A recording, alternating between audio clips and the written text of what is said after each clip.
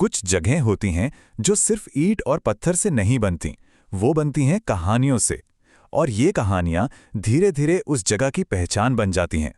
आज हम मुंबई की एक ऐसी ही जगह के बारे में बात करने वाले हैं, एक ऐसी शहरी कहानी जो आज भी वहां के लोगों के जहन में ताज़ा है। जरा सोचिए, एक पुरानी धूल भरी क्लास का ब्लैक बोर्ड और उस पर अपने आप लिखे हुए ये शब्द। बस यही वो एक लाइन है जो मुंबई के एक कॉलेज में फैली एक बेहद डरावनी कहानी की जड़ में है। तो चलिए इस पूरे रहस्य को परत दर परत खोलते हैं। तो हमारी ये कहानी शुरू होती है मुंबई के जुहू में मौजूद एसएनडीटी वुमेन्स कॉलेज से। दिन के उजाले में तो ये कॉलेज बिल्कुल आम है, जहाँ स्टूडेंट्स पढ़ते हैं, सीखते हैं। लेकिन कहते हैं कि सूरज ढलते ही इसके कैंपस में एक बहुत गहरा और अंधेरा राज जाग उठता है। तो कहानी कुछ ऐसी है। लोग कहते हैं कि कॉलेज कैंपस की जो पुरानी वीरान बिल्डिंग है, वहां एक टीचर की आत्मा भटकती है। एक ऐसी टीचर जो अपना बदला पूरा करना चाहती है। और सबसे अजीब बात, कहा जाता है कि रात के करीब 2 बजे जब चारों तरफ एकदम सन्नाटा होता है, तब उस बिल्डिंग से उस टीचर की पहाड़े पढ़ाने की आवाज सुनाई देती है। ये बहुत दिलचस्प है ना? एक ही कैंपस में मानो 2 अलग-अलग दुनिया बसती हों। एक तरफ है नई बिल्डिंग जहां क्लासरूम्स हैं, स्टूडेंट्स की चहल पहल है, मतलब जिंदगी है। और ठीक उसके पास है वो पुरानी बिल्डिंग, एकदम वीरान, टूटी फूटी और लोगों के लिए डर की वजह। और जब भी कहीं वर्तमान और अतीत का ऐसा अजीब सा मेल होता है ना, तो वहां एक दमदार भूत की कहानी को पनपने के लिए एकदम सही माहौल मिल जाता है। अब देखिए, हर कहानी या किंवदंती को किसी न किसी ऐसे इंसान का इंतजार होता है जो उसे चैलेंज करे, जो उसकी हदों को परखने की हिम्मत दिखाए। और हमारी इस कहानी में वो लोग जल्द ही सामने आने वाले थे। तो कहानी के मेन किरदार हैं रोहन, एक 20 साल का लड़का जिसे इन भूत प्रेत के बातों पर रत्ती भर भी यकीन नहीं था। उसकी एक दोस्त जो एसएनडीटी में ही पढ़ती थी, उसने जब ये कहानी सुनाई तो रोहन ने हंसकर टाल दिया। बस इसी बात पर दोस्त ने उसे चैलेंज कर दिया कि अगर हिम्मत है तो रात में वहां जाकर साबित करो कि यह सब झूठ है। तो रोहन ने अपने दोस्त विशाल के साथ वहां जाने का प्लान बना लिया। और बस शर्त लग गई। रात के करीब 1:30 बजे रोहन और विशाल उस वीरान बिल्डिंग में दाखिल हुए। उनके हाथों में बस एक एक टॉर्च थी और मन में ये पता लगाने का जुनून कि इस कहानी की सच्चाई आखिर है क्या। अंदर का माहौल वाकई बेहद डरावना था। एक अजीब सी घुटन वाली खामोशी थी जिसे सिर्फ उन दोनों के दिलों की तेज धड़कनें ही तोड़ रही थीं। हर तरफ मकड़ी के मोटे मोटे जाले, और जब उन्होंने जंग लगे दरवाजे खोले तो जो चर्रर्र की आवाज हुई वो किसी की भी हिम्मत तोड़ने के लिए काफी थी। और फिर अचानक उन्हें एक क्लासरूम से एक औरत की आवाज सुनाई दी। 2 1 कम 2, 2 दूनी 4, 2 तिया 6।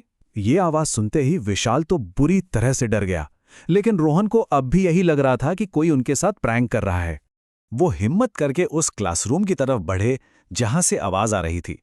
जैसे ही वो दरवाजे के पास पहुंचे, आवाज तो बंद हो गई, लेकिन उन्हें अचानक एक ऐसी ठंडक महसूस हुई जो हड्डियों तक को कपा दे, जैसे मानो किसी ने उनके सामने एक बड़ा सा फ्रीजर खोल दिया हो।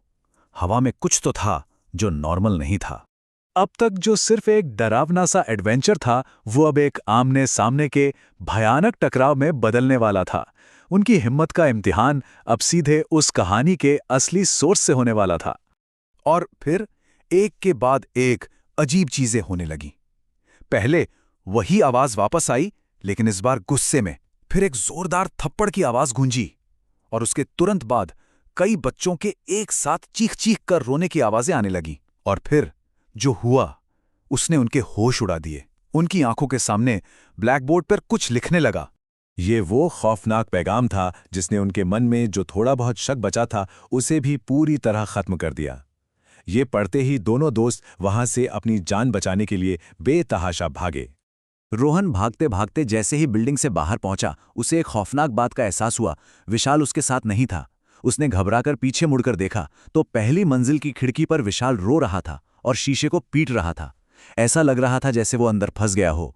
रोहन अपने दोस्त को बचाने के लिए वापस अंदर भागा, और वहां उसने जो देखा वो उसकी आत्मा तक को कंपा गया। उसने उस टीचर की आत्मा को देखा। फटी हुई काली साड़ी, सड़ी हुई सूजी हुई चमड़ी, आंखें जो पूरी तरह से सफेद थीं, और चेहरे पर एक पागलपन वाली मुस्कान। उसके हाथ में एक डंडा था जिससे वो विशाल को डरा रही थी।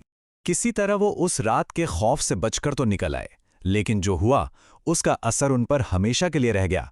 वैसे किसी भी शहरी किंवदंती की असली ताकत इसी बात से पता चलती है कि उस कहानी को याद कैसे किया जाता है और सुनाया कैसे जाता है। और यही कहानी में एक बहुत ही अजीब मोड़ आता है। दोनों दोस्तों को उस रात की जो घटना याद है वो एक दूसरे से बिल्कुल अलग है। रोहन को याद है कि विशाल फंस गया था और वो उसे बचाने गया था। वहीं विशाल कहता है कि नहीं, रोहन फंस गया था और उसने दोस्तों को मदद के लिए बुलाया था। असल में जब कोई इंसान बहुत ज्यादा डर या सदमे में होता है तो ऐसी कंफ्यूजिंग यादें बन जाती हैं, और यही चीजें एक शहरी कहानी को और मजबूत बनाती हैं, क्योंकि फिर उसे कोई पूरी तरह से गलत साबित ही नहीं कर पाता। लेकिन दोनों की कहानियों में फर्क होने के बावजूद कुछ बातें एकदम कॉमन थी जो इस घटना को और रहस्यमयी बना देती हैं। पहली, दोनों की कहानी इस बात पर खत्म होती है कि रोहन सीढ़ियों पर बेहोश मिला था। दूसरी, विशाल ने जिन दोस्तों को बुलाया था उन्होंने भी उस रात टीचर की आवाज और बच्चों के रोने की चीखें सुनी थीं, और बस इस एक घटना ने वहां मौजूद हर इंसान के मन में इस यकीन को पक्का कर दिया कि वो जगह सच में हॉन्टेड है। और अब ये सिर्फ एक पर्सनल डरावना एक्सपीरियंस नहीं रहा, ये एक चेतावनी भरी कहानी बन चुका है जो उस कॉलेज के किस्सों का एक हिस्सा बन गई है।